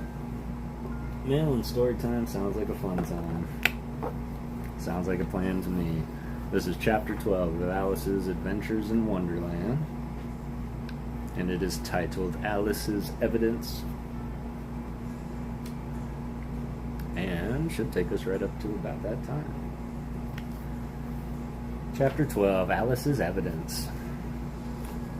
"Here," cried Alice, quite forgetting in the flurry of the moment how large she had grown in the last few minutes, and she jumped up in such a hurry that she tipped over the jury box with the edge of her skirt, upsetting all the jurymen onto their heads of the crowd below. And there they lay sprawling about, reminding her very much of a globe of goldfish she had accidentally upset the week before. "Oh, I beg your pardon," she exclaimed, in a tone of great dismay, and began picking them up again as quickly as she could, for the accident of the goldfish kept running in her head, and she had a vague sort of idea that they must be collected at once and put back into the jury box or they would die. "The trial cannot proceed," said the king in a very grave voice, "until all the jurymen are back in their proper places. All," he repeated with great emphasis, looking hard at Alice as he said so. Alice looked at the jury box and saw that, in her haste, she had put the lizard in head downwards, and the poor little thing was waving its tail about in a melancholy way, being quite unable to move. She soon got it out again, and put it right. "Not that it signifies much," she said to herself. "I should think it would be quite as much use in the trial one way up as the other." As soon as the jury had a little recovered from the shock of being upset, and their slates and pencils had been found and handed back to them, they set to work very diligently to write out a history of the accident, all except the lizard, who seemed too much overcome to do anything but sit with his mouth open, gazing up at the roof of the court. "What do you know about this business?" the king said to Alice. "Nothing," said Alice. "Nothing whatever?" persisted the king. Nothing whatever, said Alice. That's very important, said the king then. The king said, turning to the jury. They were just beginning to write this down on their slates when the White Rabbit interrupted. Unimportant, your majesty means, of course, he said, in a very respectful tone, but frowning and making faces at him as he spoke. Unimportant, of course, I mean, the king hastily said, and went on to himself in an undertone. Important, unimportant, unimportant, important, as if he were trying which word sounded best. Some of the jury wrote it down important, and some unimportant. Alice could see this, and she was near enough to look over the slates. But it doesn't matter a bit, she thought to herself. At this moment, the king, who had been for some time busily writing in his notebook, called out, "Silence!" and read out from his book, Rule 42, all persons more than a mile high to leave the court. Everybody looked at Alice.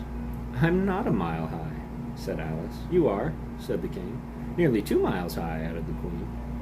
"Well, I shan't go at any rate," said Alice. "Besides, that's not a regular rule. You invented it just now." "It's the oldest rule in the book," said the king. "Then it ought to be number 1, said Alice. The king turned pale and shut his notebook hastily. "Consider your verdict," he said to the jury in a low, trembling voice. "There's more evidence to come yet, please, your majesty," said the White Rabbit, jumping up in a great hurry. "This paper has just been picked up." "What's in it?" said the queen. "I haven't opened it yet," said the White Rabbit.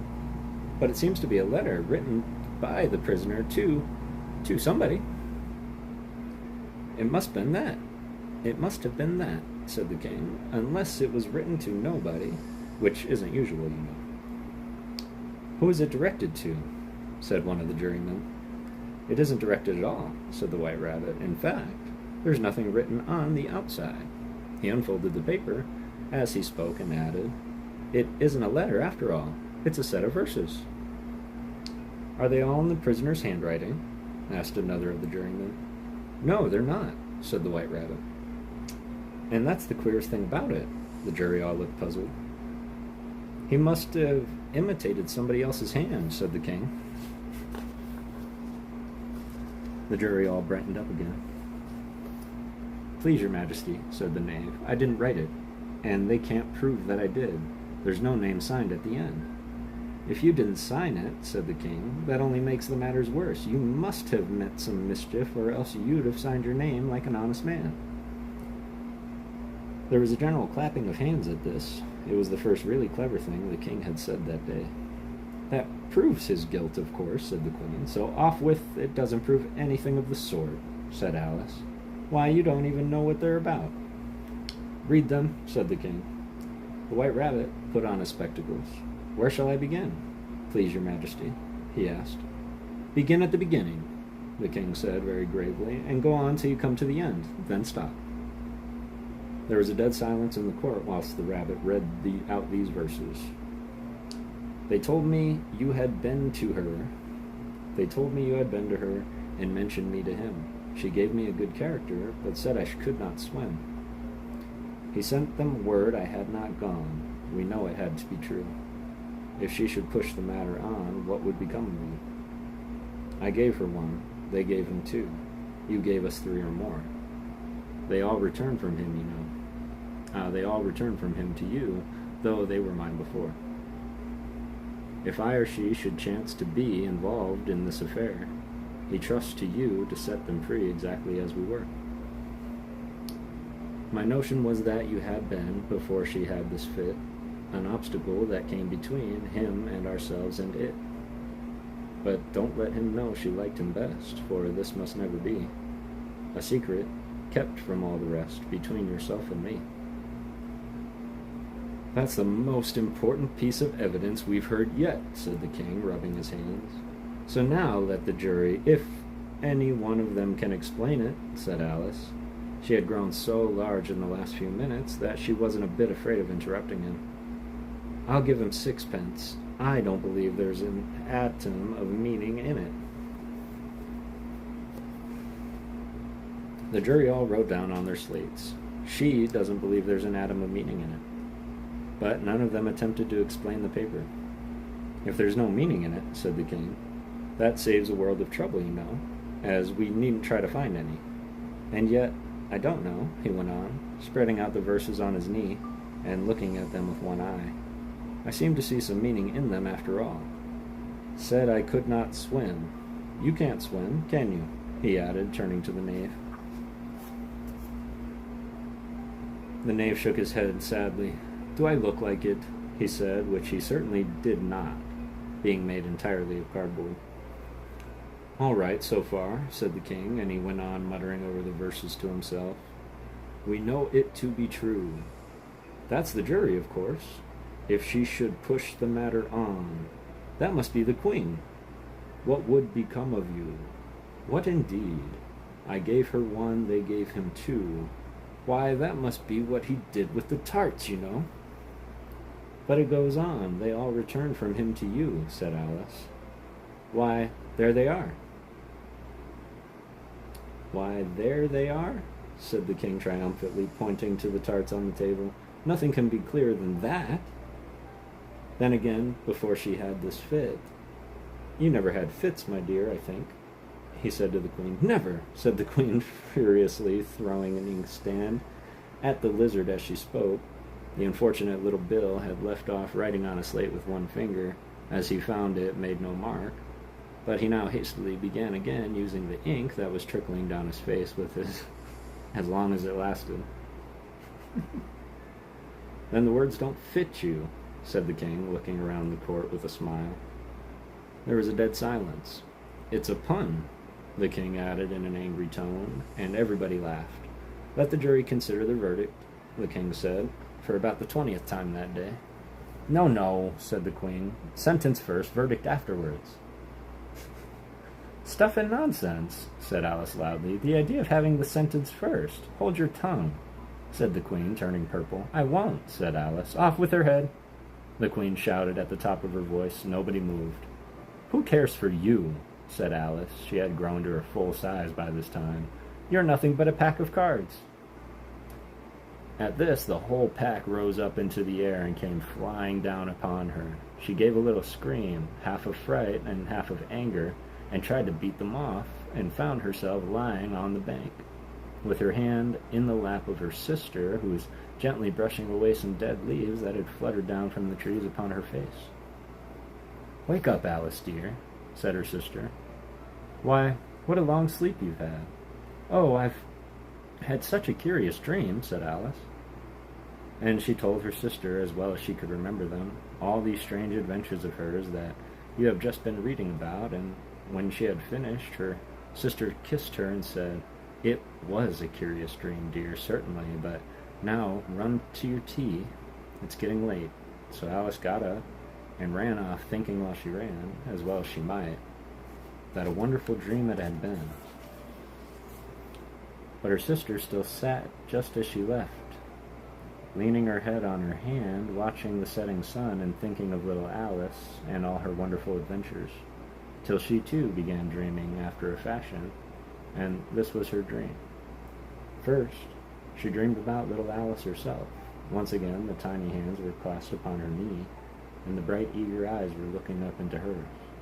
She could hear the very tones of her voice and see that queer little toss of her head to keep back the wandering hair that would always get into her eyes. And still, as she listened, or seemed to listen, the whole place around her became alive with the strange creatures of her little sister's dream. The long grass rustled at her feet as the white rabbit hurried by. The frightened mouse splashed his way through the neighboring pool. She could hear the rattle of the teacups, and the March Hare and his friends shared their never-ending meal, and the shrill voice of the queen ordering off her unfortunate guest to execution. Once more the pig baby was sneezing on the Duchess's knee, while plates and dishes crashed about. Once more the shriek of the griffin, the squeaking of the lizard's slate pencil, and the choking of the suppressed guinea pig filled the air, mixed up with the distant sob of the miserable mock turtle. So she sat on, with closed eyes, and half believed herself in Wonderland, though she knew she had but to open them again, and all the world would change to dull reality. The grass would be the only rustling in the wind, and the pool rippling to the waving of the reeds. The rattling teacups would change to twinkling sheep bells, and the queen's shrill cries of the voice of the shepherd boy, and the sneezes of the baby, the shriek of the griffin, and all the other queer noises would change, she knew, to the confused clamor of the busy farmyard, while the lowing of the cattle in the distance would take the place of the mock turtle's heavy sobs. Lastly, she pictured herself how this same little sister of hers would, in the aftertime, be herself a grown woman, and how she would keep, through all her riper years, the simple and loving heart of her childhood, and how she would gather about her other little children and make their eyes bright and eager with many strange tales, perhaps even with the dream of Wonderland of long ago, and how she would feel with all the simple sorrows and find a pleasure in all the simple joys, remembering her own child life and the happy summer days.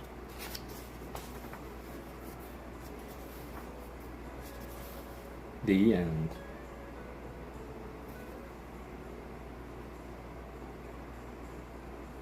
Yay!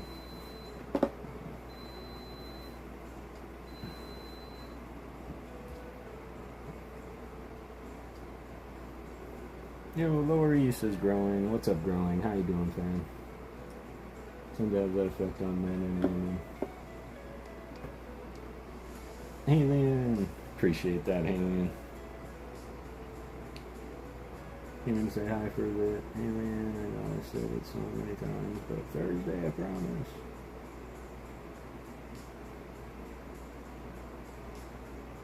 Excellent, excellent, excellent. Beautiful story, right? Gorgeous story. Thank you, thank you. Appreciate y'all. Thanks for sharing that with me, truly.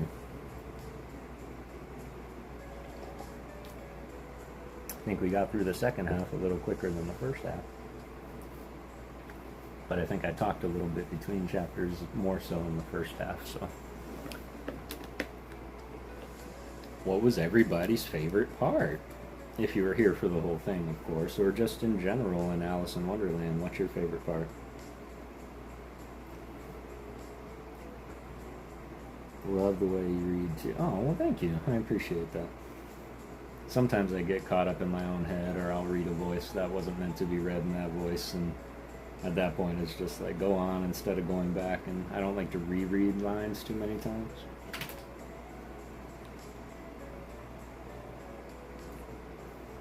And no, it truly means a lot to me. Public speaking is something that I ironically enjoy, and so reading to y'all has really given me that avenue to do that. I feel like I remember the Cheshire Cat being more important than he actually was. And he might be a little bit more prevalent in the second book too, because we still have a whole other book to get through. I bet nobody even realized, like, we didn't meet Tweedledee and Tweedledum. We didn't hear about the Walrus and the Carpenter. All of those are in the second book. The Jabberwocky is in the second book. I'm used to reading to children, so I get overly animated trying to keep their attention, but you're very calming and it flows nicely. Well, I appreciate that, Jess, especially somebody who does it herself. That's praise from Caesar. Because yes, keeping attention and engagement is important, especially in the minds of a child. 98 people still here. I don't want to get too far ahead of myself, y'all. Let me go ahead and just take a look at the next book here. Through the looking glass, of course.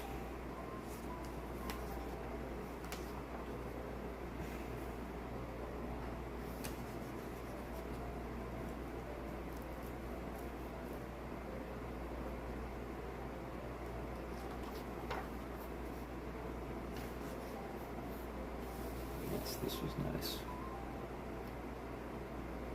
Oh wow, it's only 12 chapters also, neat. So we can do another 6 and 6. So we get to go through Looking Glass House, the Garden of Live Flowers. We didn't get to go to the Garden of Live Flowers. Oh, you're all good. Looking Glass Insects, Tweedledee and Tweedledum. Wool and Water, Humpty Dumpty. We get to meet Humpty Dumpty. The Lion and the Unicorn, Queen Alice, Shaking, Waking, Which Dreamed It. Those are the names of the chapters. And I'm really looking forward to it. I would have to say that Through the Looking Glass is probably one that I've read fewer times than Alice in Wonderland. So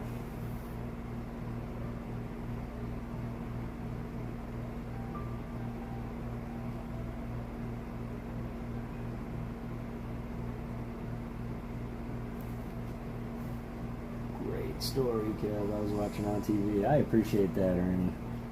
Yeah, the movie makes you think more in one book, I think. Yep, exactly. That's exactly it, which is why I appreciated the live-action versions that came out not too long ago with Johnny Depp and others. I think it was just a brilliant rendition because they really took the first book we just read, made it all about that. They shortened the tarts bit a little bit, who ate the tarts. But aside from that, it was pretty spot on. They are so good, and the cartoon is probably one of my favorites, but you're right, I feel like somebody went through this book, read it, and then picked out all the pieces that they felt would, like, speak and relate to children, or keep their attention a little bit, and be really kooky and quirky, and of course not scary. So, they were so good, I kind of want to watch them now. So yes, and of course, I guess that brings us to next week. We are going to start Through the Looking Glass, and we are going to continue Alice's story. And I would also I'm not sure if I did it yet, honestly, but I'm going to go through the Discord and put in my Old Time Story channel, and that way if there's any storybooks that you feel that you would like to hear, I do know a couple of those can include like The Wizard of Oz, although I do know the book is a little ooky, a little but of course it is something that I would happily read. We can go old school and do like Bram Stoker's Dracula for around the Halloweens, but yeah. I was getting me some cards for Brangus because he gave me that meow out of the kindness of his heart, so I had to give him something back. Brangus, super appreciate you, Brangus. Absolutely, a proper thank you goes out to you for hooking that up for me yesterday, man, and getting me so many extra chances. You're just a complete pillar, not only to my community and Ghost Gang, but the Pokemon community in general. So please keep doing what you're doing, fam, and we always appreciate you. I've always loved Alice in Wonderland, but when a Tim Burton movie came out, I had a chokehold on me. Had a chokehold on you, huh? Oh, me too. It's a fantastic idea, man. I enjoyed this very much. Excellent. I appreciate that, JB, truly. Y'all are so welcome. So nice, Ernie. That is nice. I haven't seen the second Tim Burton one. Fake fan. I just can't get in the movie lately. Feels like love the first one. Yeah, and the second one, it is a little bit hard, but honestly, just give it a little time. Personally, I don't care for the story too well.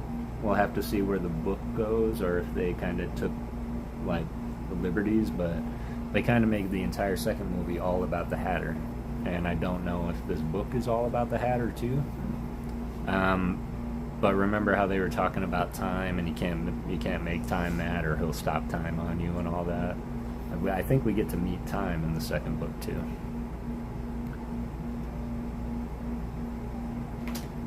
Fan galleries can go on Rangaroo and Manaphy. That's excellent.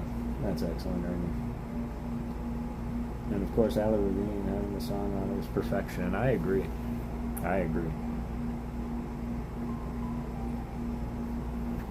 It has really formed a lot of our culture and influenced a lot of our references. And I mean, if anybody just comes up and asks, "Who are you?" like, you're gonna understand that's the caterpillar, who we do find out in the movies, and I'm not sure if it ever gets into it in the book, but his name is Absalom, and he's a very prominent figure in the second one too. It is a great song. It is a great song indeed. Well, I fear that if we do continue on anymore, that I'm going to continue to want to get into the next book and read the first chapter of the next book. But I feel like finishing a book is a really good stopping point. 6 chapters, just shy of about 2 hours. But you guys let me know what you think.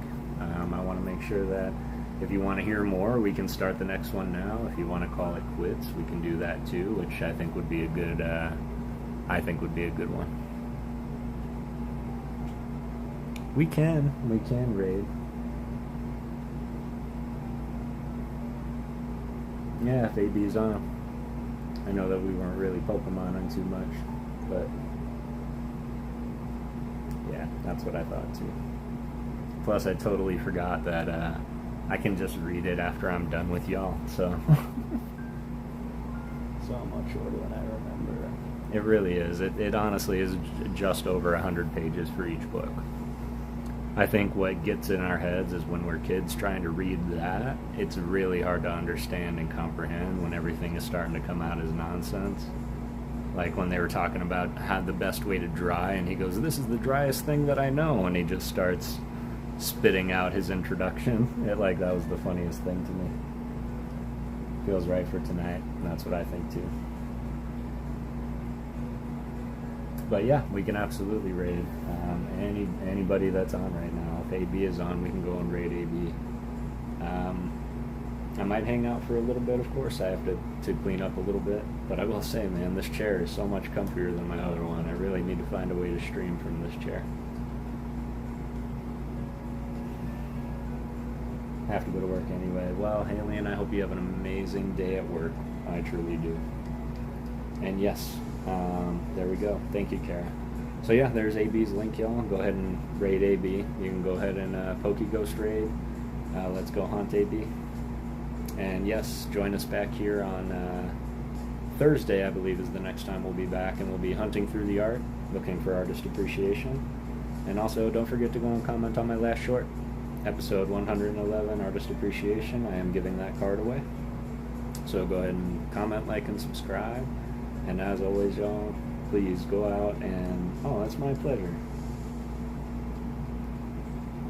Thanks for saying... Yeah, absolutely. Thank you. Thanks for popping in, RJ. Kara, I super appreciate everybody being here and sticking with it and listening to the entire story. Thank you. I hate it, but it's money.